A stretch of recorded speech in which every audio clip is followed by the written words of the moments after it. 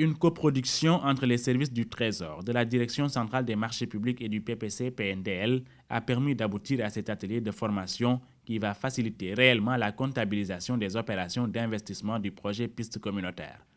La participation des élus locaux et des agences régionales de développement a permis de donner aux échanges une dimension pratique et opérationnelle, d'autant que les ressources financières exécutées en appui budgétaire appellent une bonne maîtrise des procédures.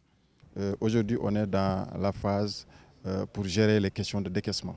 Et toujours dans un processus de renforcement de capacité des acteurs qui doivent être à la tâche justement pour dérouler ces différentes procédures pour permettre d'aller vers des taux de décaissement assez intéressants pour continuer la dynamique de mise en œuvre du projet. Aujourd'hui, à titre illustratif, 19 communes sur les 30 mètres d'ouvrage ont délivré leur ordre de service de démarrage des travaux. 15 communes ont démarré leurs travaux pour un linéaire de 363 km. La diligence souhaitée est imprimée dans la mise en œuvre des activités et impose une compréhension commune des outils et instruments de travail.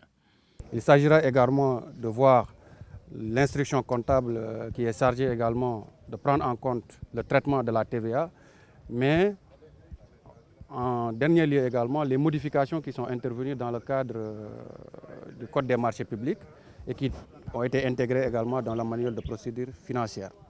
Cet atelier constitue surtout pour les élus locaux et les receveurs départementaux une opportunité pour bonifier leurs capacités dans un domaine complexe et dynamique, mais aussi pour les techniciens une source d'enrichissement et de croisement de leur expérience plurielle dans le domaine de la comptabilité et des marchés publics.